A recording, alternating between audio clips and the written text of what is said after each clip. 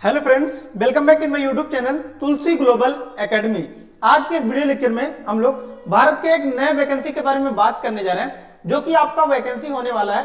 पूरा all India level आपका vacancy है और इस वैकेंसी का नाम है आपका लोकल बैंक ऑफिसर 2024 25 एंड 26। ठीक है, तो यहाँ पर देख सकते हैं recruitment of local bank officer 2025 and 26। ठीक है, ऑनलाइन एप्लीकेशन यहाँ पर देख सकते हैं स्टार्ट हो गया आपका 24 अक्टूबर से लेकर आपका स्टार्ट हो गया है और लास्ट डेट यानी कि आप अप्लाई कर सकते हैं 13 नवंबर तक आप अप्लाई कर सकते हैं। ठीक है, टोटल नंबर ऑफ पोस्ट का अगर बात कीजिए तो देख सकते हैं आपका 1500 पोस्ट आपका टोटल यहाँ पर देखने को मिलेगा।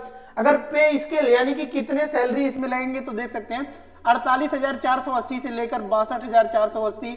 ठीक है, 67,480 से लेके वेरी कर रहा है आपका 85,920 आपका देखने को मिलेगा। ठीक है, अब बात किया जाता है कि मिस भारत के किस किस स्टेट के लिए आपका यह वैकेंसी आया हुआ है, तो यहाँ पर आप देख सकते हैं कि मिस अलग अलग स्टेट के लिए आपका वैकेंसी आया हुआ है। जैसे कि यहाँ पर आप आंध्र प्रदेश का देख सकते हैं, आंध्र प्रदेश में आपका टोटल नंबर ऑफ वैकेंसी आपका देखने को मिलेगा 200 और वहीं आपका असम में देख सकते हैं 50, Gujarat 200, Karnataka 300, Kerala 100, Maharashtra 50, Orissa 100, Tamil Nadu 200, Telangana 200, West Bengal 100। Total post हमने बता दिया कितना है आपका 1500 यानी कि 1500 पोस्ट के लिए आपका वैकेंसी आया हुआ है। लेकिन यहाँ पर एक मैंडेटरी कंडीशन रखा गया है, जो कि आपका मैंडेटरी कंडीशन है mandatory language proficiency. In the sense कि जिस जोन के लिए जिस स्टेट का आप अप्लाई कर रहे हैं, जैसे कि आप आंध्र प्रदेश के लिए अप्लाई कर रहे हैं तो फिर आपका तेलुगु मैंडेटरी है, यानी कि तेलुगु आपको आना ही आना चाहिए।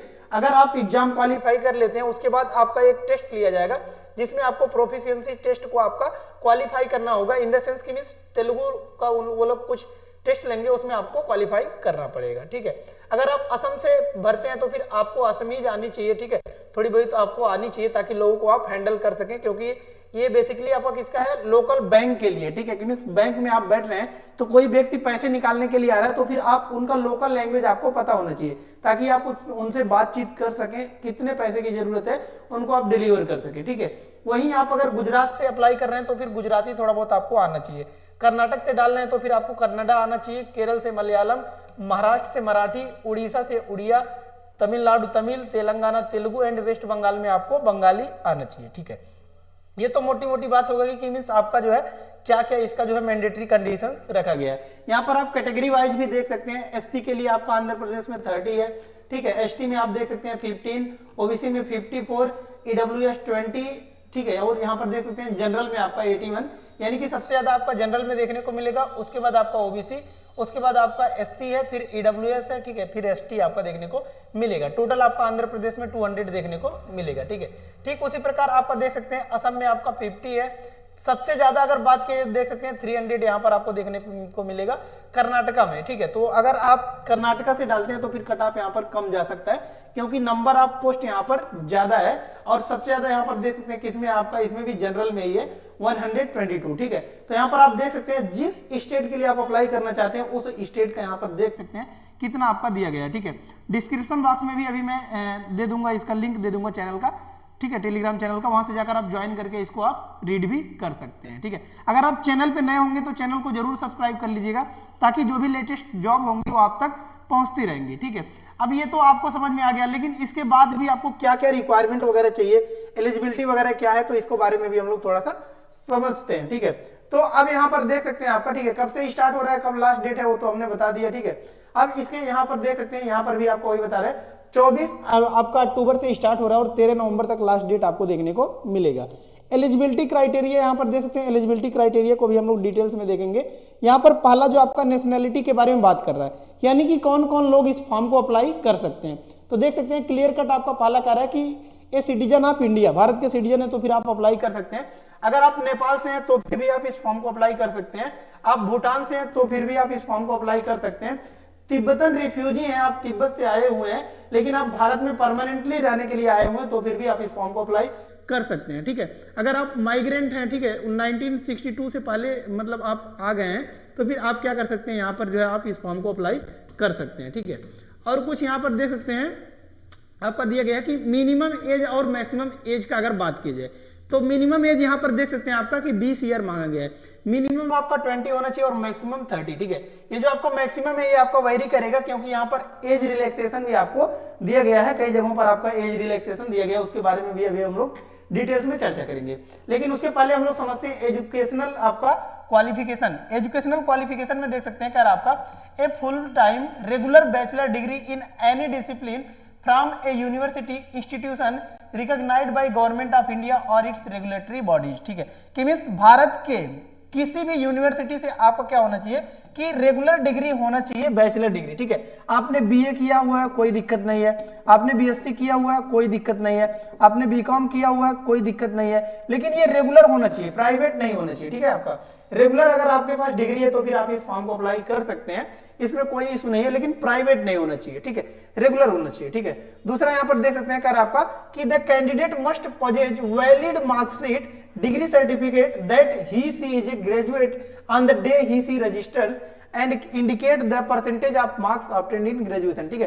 कि मींस इसमें आपको ये भी डालना होगा कि आपका ग्रेजुएशन में कितने परसेंट है, ठीक है। ग्रेजुएशन में आपका कितना परसेंट है उसको भी आपको डालना पड़ेगा, यानी कि आपका जो रिजल्ट कार्ड है वो आपका आपके हाथ में होना चाहिए, तभी आप इस फॉर्म को अप्लाई कर सकते हैं, यानी कि आपको मिल गया हो तो फिर आप अप्लाई कर सकते हैं, ठीक है। Cut off dates and for eligibility यहाँ पर देख सकते हैं कि मींस जब आपका यहाँ पर आपका लास्ट डेट यानी कि फॉर्म आपका फिलअप हो जाएगा सभी का, उसके बाद एग्जाम कंडक्ट कराया जाएगा, उसके बाद कट ऑफ वगैरह आपका देखने को मिल जाएगा। एज रिलैक्सेशन यहाँ पर देख सकते हैं, एज रिलैक्सेशन आपका दिया गया है। शेड्यूल कास्ट और शेड्यूल ट्राइब के लिए कह रहा है 5 ईयर्स का एज रिलैक्सेशन है। ओबीसी के लिए, वो भी नॉन क्रीमी लेयर के लिए आपका देख सकते हैं 3 ईयर का है। और अगर कोई पीडब्ल्यू मतलब फिजिकली थोड़ा सा आपका कोई डिसेबल है तो फिर उनको 10 ईयर का भी रिलैक्सेशन देखने को मिलेगा। एक्स सर्विसमैन को भी आपका 5 ईयर का रिलैक्सेशन देखने को मिलेगा, ठीक है। उसके बाद नेक्स्ट जो पॉइंट आता है आपका वो है आपका देख सकते हैं कि डिसेबिलिटी, ठीक है। डिसेबिलिटी में भी आपका यही मांगा गया कि अगर कोई भी डिसेबल पर्सन है, ठीक है, तो फिर उनका सर्टिफिकेट इसमें लगेगा, ठीक है। वो भी आपका सेंट्रल लेवल का सर्टिफिकेट लगेगा। और गाइडलाइन है आपका डिसेबल के लिए, स्क्राइब के लिए। स्क्राइब मतलब ये हो गया कि जिनके मतलब जिनको दिखता नहीं है वो किसी और को लेकर जाते हैं जो उनका फिलअप कर रहा है, तो फिर उसका भी सर्टिफिकेट यहाँ पर लगेगा और उनको खुद अपना ढूंढना पड़ेगा कि मीन्स कौन हमारा एग्जाम देगा, और उसी सेम कैटेगरी का होना चाहिए, तो ही यहाँ पर जो है आपका वेरीफाई माना जाएगा, ठीक है। इसके बाद नेक्स्ट जो आता है आपका वो है आपका कि लोकोमोटर, ये सभी आपका ये आपका अलग चीज है, लेकिन इसको थोड़ा सा हम लोग समझते हैं, ठीक है। ये आपका ठीक है स्ट्रक्चर ऑफ द एग्जामिनेशन कि कैसे इस एग्जाम को कंडक्ट कराया जाएगा। तो यहाँ पर स्ट्रक्चर ऑफ द एग्जामिनेशन आप देख सकते हैं कि स्ट्रक्चर ऑफ द एग्जामिनेशन में आपका दिया गया है, स्ट्रक्चर ऑफ द एग्जामिनेशन में आपको दिख रहा होगा कि मींस आपका रीजनिंग एंड कंप्यूटर एप्टीट्यूड, ठीक है। रीजनिंग एंड कंप्यूटर एप्टीट्यूड में आप देखेंगे तो आपको दिख रहा होगा कि 45 क्वेश्चन आपके आएंगे और मैक्सिमम आपका मार्क्स कितना है 60 मार्क्स, ठीक है। 60 मार्क्स का आपका ये होगा रीजनिंग एंड कंप्यूटर एप्टीट्यूड, और क्वेश्चन आपको लेकिन देखने को मिलेंगे 45, ठीक है। और मीडियम अगर बात की जाए दोनों मीडियम में आपका पेपर रहेगा, इंग्लिश एंड हिंदी दोनों मीडियम में आपका पेपर देखने को मिलेगा, ठीक है। कितने आपका घंटे का होगा तो देख सकते हैं 60 मिनट, यानी कि 1 घंटे में आपका रीजनिंग एंड कंप्यूटर एप्टीट्यूड होगा। दूसरा आपका जो टेस्ट होने वाला वो है आपका जनरल इकोनॉमी बैंकिंग अवेयरनेस, जो कि आपका 45 क्वेश्चन होंगे, उसमें सॉरी 40 क्वेश्चन होंगे आपके और 40 मार्क्स का आपका होगा। इंग्लिश एंड हिंदी दोनों मीडियम में आपका ये भी होगा। और यहाँ पर अगर बात कीजिए टाइम कितना मिलेगा तो 35 मिनट आपका यहाँ पर मिलेगा। थर्ड आपका आता है डाटा एनालिसिस एंड इंटरप्रिटेशन, इसमें भी आपका 35 क्वेश्चन रहेंगे और 60 मार्क्स का आपका होगा। इंग्लिश हिंदी दोनों मीडियम में देखने को मिलेगा, 45 मिनट आपको मिलेंगे। नेक्स्ट आता है आपका इंग्लिश लैंग्वेज। इंग्लिश लैंग्वेज आपका 35 क्वेश्चन रहेंगे, 40 मार्क्स के मीडियम इसमें आपका इंग्लिश ही रहेगा क्योंकि ये आपका इंग्लिश ही है, और 40 मार्क्स का ये आपका होगा, ठीक है। टोटल यहाँ पर देख सकते हैं 155 क्वेश्चंस रहेंगे और 200 मार्क्स का ये होगा आपका, और 180 मिनट यानी कि 3 आवर आपको यहाँ पर मिलेगा। सेकंड जो पेपर है वो आपका देख सकते हैं इंग्लिश लैंग्वेज का है, जिसमें आपको लेटर राइटिंग या फिर एस्से आपका देखने को मिलेगा, और ये आपका देख सकते हैं 2 आपका रहेगा और इसमें आपको 25 मार्क्स का देखने को मिलेगा। इंग्लिश मीडियम में ही रहेगा और 30 मिनट आपको मिलेगा, 2 एस्से या फिर आपका लेटर राइटिंग देखने को मिलेगा, ठीक है। नेक्स्ट कुछ और यहाँ पर देख सकते हैं कि आपका दिया गया है कि कैसे आपको अप्लाई करना है, ठीक है। तो अप्लाई करने के लिए देख सकते हैं union-bank-of-india.com पर आप जाकर यहाँ से क्या कर सकते हैं, अप्लाई कर सकते हैं, ठीक है। और रिक्रूटमेंट सेक्शन में आपको जाना है इसको अप्लाई करने के लिए, ठीक है।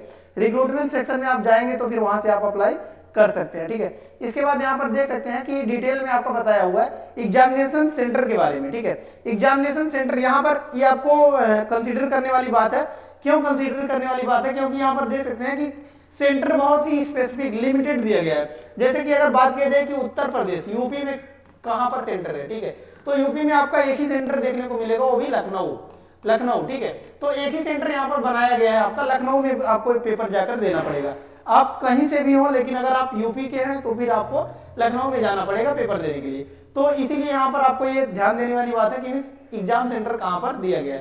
तो देख सकते हैं आंध्र प्रदेश में आपका, आंध्र प्रदेश का सेंटर बना हुआ है अमरावती, अनंतपुर, एलूरू, गुंटूर, विजयवाड़ा, कडप्पा, काकीनाडा, कुर्नूल, नेल्लोर, ओंगोल, राजमुड़ी, श्रीकाकुलम, तिरुपति, विशाखापट्टनम, विजयनगरम, ठीक है, ये सभी आपके सेंटर्स बने हुए हैं। असम में देख सकते हैं डिब्रूगढ़, गुवाहाटी, जोरहट, सिलचर, तेजपुर, ठीक है।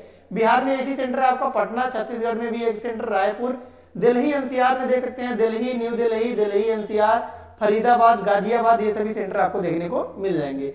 गोवा में आपका पणजी एक ही सेंटर है, गुजरात में अहमदाबाद, गांधीनगर, आनंद भावनगर, जामनगर, मसाना, राजकोट, सूरत, वडोदरा, ये सभी सेंटर आपको देखने को मिल जाएंगे। हरियाणा में आपका एक ही सेंटर है फरीदाबाद, हिमाचल प्रदेश में शिमला है, जम्मू कश्मीर में जम्मू है आपका सेंटर। उसके बाद नीचे देख सकते हैं झारखंड में आपका रांची एक ही सेंटर है। नेक्स्ट आता है आपका कर्नाटका। कर्नाटका में कई सेंटर आपको देखने को मिलेंगे, ठीक है, क्योंकि यहाँ पर वैकेंसी भी थोड़ा ज्यादा है। सबसे ज्यादा यहीं पर देखने को मिला था 300 पोस्ट, ठीक है। तो इसमें कहा कि बेंगलुरु, बेलगावी, ठीक है, यानी कि बेलगाम, दावणगेरे, धारवाड़, हुबली, कालाबुरागी, ठीक है, और मंगलुरु, मैसूरू, शिवमोगा, उडुपी, ये सभी सेंटर्स आपको देखने को मिल जाएंगे। नेक्स्ट आपका केरला। केरला में देख सकते हैं अजप्पू, कान्नूर, ठीक है, एर्नाकुलम, कोल्लम, कोट्टयम, कोझिकोडे, मलापुरम, पलक्कड, थिरुवनंतपुरम एंड थ्रिसूर, ठीक है, ये सभी सेंटर्स आपको देखने को मिल जाएंगे। नेक्स्ट आपका मध्य प्रदेश। मध्य प्रदेश में देख सकते हैं भोपाल और इंदौर 2 सेंटर बने हुए हैं।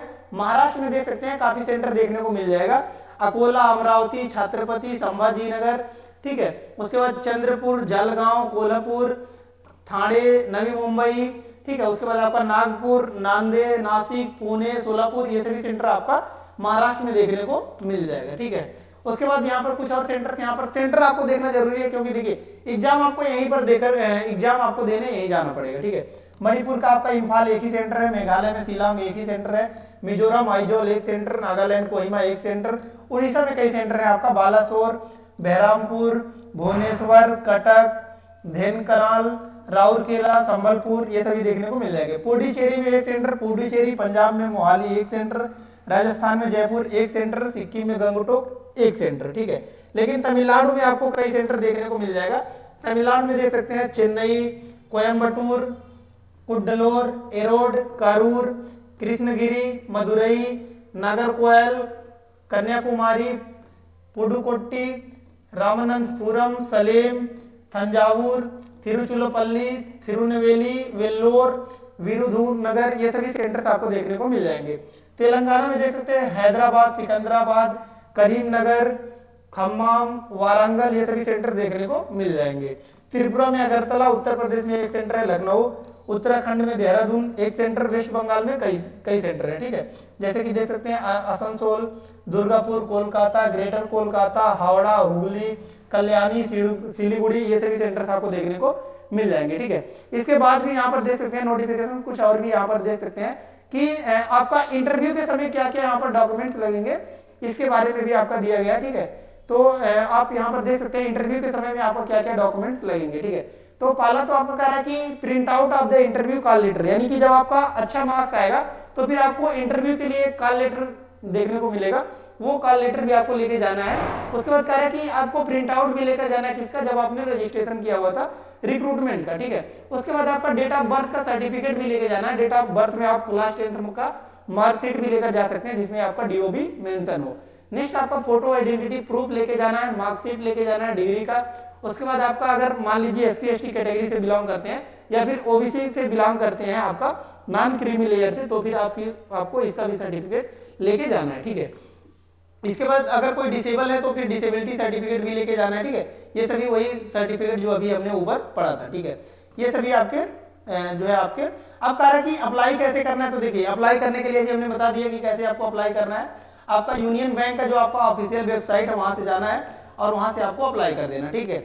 यहाँ पर एप्लीकेशन रजिस्ट्रेशन करना है उसमें, उसके बाद आपका फीस पेमेंट का आएगा, photograph, signature, thumbnail, thumb impression, ये सभी चीजें आपको डालना है, ठीक है। यानी कि 3 प्रोसेस है आपका। पहला देखिए रजिस्ट्रेशन करना है, दूसरा फीस पेमेंट है, और उसके बाद देखिए ये आपको ध्यान देना है कि पहले आपको रजिस्ट्रेशन करना है, फिर फीस पेमेंट करना है, तब आपका फोटोग्राफ और सिग्नेचर यहाँ पर, और यहाँ पर देख सकते हैं लेफ्ट थंब इंप्रेशन भी आपका मांगा गया है, ठीक है। यानी कि लेफ्ट थंब इंप्रेशन भी आपका लगेगा, ठीक है। कुछ और पॉइंट्स यहाँ पर दिया गया है, जैसे कि स्कैन करके आपका डालना है जो आपका थंब का इंप्रेशन होगा, ठीक है। उसके बाद यहाँ पर देख सकते हैं कि फीस कितना लग रहा है इस फॉर्म को अप्लाई करने के लिए। तो देख सकते हैं आपका कि जनरल, ईडब्ल्यूएस और ओबीसी के लिए तो 850 रुपए लग रहे हैं इंक्लूसिव जीएसटी, और दूसरा एससी, एसटी और पीडब्ल्यूडी के लिए देख सकते हैं 175, ठीक है। यानी कि कोई फिजिकली हैंडीकैप है या फिर एससी एसटी कैटेगरी से बिलोंग करते हैं तो फिर 175, अदरवाइज जनरल, ईडब्ल्यूएस और ओबीसी के लिए आपका 850 देखने को मिलेगा, ठीक है।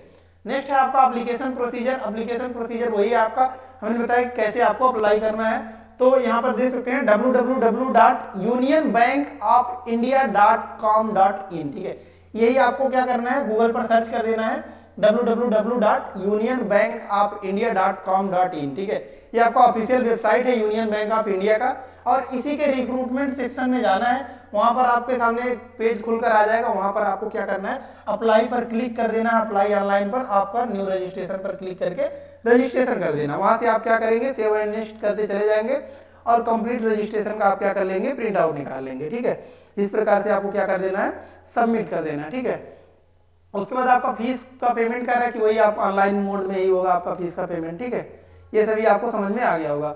उसके बाद आता है आपका कि जनरल इंस्ट्रक्शन, ये आपका वही है कि क्या क्या चीजें लेके जाना है, वही जो अभी हमने ऊपर बता दिया है, ठीक है। ये सब आपको रीड करने की इतना आवश्यकता नहीं है, ठीक है। उसके बाद आपका यही बता रहा है कि अगर कोई गिल्टी पाया जाता है, अनफेयर कर रहा है, चीटिंग वगैरह में पाया जाएगा तो फिर उनको जो है यहाँ पर दिक्कत करेंगे, ठीक है। और माइनस मार्किंग का अगर बात की जाए तो माइनस मार्किंग आपको 1/4 दिया गया है, ठीक है। यहाँ पर आपको देखने को भी मिल जाएगा माइनस मार्किंग, यहाँ पर आपको देखने को मिल जाएगा 1/4 आपका देखने को मिलेगा, ठीक है। यहाँ पर आपका दिया है, इसको थोड़ा सा अगर आप देखना चाहें तो देख भी सकते हैं, लेकिन हम बता देते हैं। देखिए ठीक है, ये आपका इंस्ट्रक्शन पूरा खत्म हो गया, यहाँ पर आपका ये खत्म हो गया। ये आपका ऑफिशियल वेबसाइट है unionbankofindia.com.in, ठीक है। ये आपका ऑफिशियल वेबसाइट है, यहीं पर जाके आपको अप्लाई करना है, ठीक है। अब हमने बता दिया कि कैसे आपको क्या करना है, कि आपका निगेटिव मार्किंग भी है, और निगेटिव मार्किंग किसमें, आपका एमसीक्यू क्वेश्चन पे। एमसीक्यू क्वेश्चन जो आपको होने वाले हैं, ठीक है, इस पे आपका माइनस मार्किंग है, और कितना है, 1/4 है, 1/4 यानी कि 0.25 मार्क्स आपके कट होंगे अगर आप कोई गलत आंसर देते हैं। और ठीक है, करेक्ट पर तो अभी आपने देखा ही है। उसके बाद आप दूसरा पेपर था एसए का, एसए में आपको कोई भी नेगेटिव मार्किंग नहीं है, क्योंकि एसए का आपको क्या होगा, रिटेन होगा, और रिटेन के बाद आपको क्या होगा, इंटरव्यू प्रोसीजर के लिए आपको बुलाया जाएगा। सब कुछ सही होगा तो फिर आपको वहां पर सिलेक्शन कर दिया जाएगा, ठीक है। आई होप सभी डाउट्स आपके क्लियर हो गए होंगे, लेकिन इसके बावजूद भी अगर आपको कोई भी डाउट्स है तो कमेंट बॉक्स में कमेंट पुट अप जरूर कर लीजिएगा, लेकिन चैनल को जरूर सब्सक्राइब कर लीजिएगा, ताकि जो भी लेटेस्ट वीडियोज होंगी, लेटेस्ट जॉब की जानकारी होंगी, वो आप तक सबसे पहले पहुंचती रहेंगी। कोई भी आपको पीडीएफ वगैरह चाहिए तो टेलीग्राम चैनल को भी जाकर ज्वाइन कर लीजिएगा, जिसका लिंक हमने डिस्क्रिप्शन बॉक्स में दे दिया है। सो धन्यवाद, मिलते हैं नेक्स्ट वीडियो में नेक्स्ट लेक्चर के साथ। तब तक के लिए धन्यवाद, जय हिंद।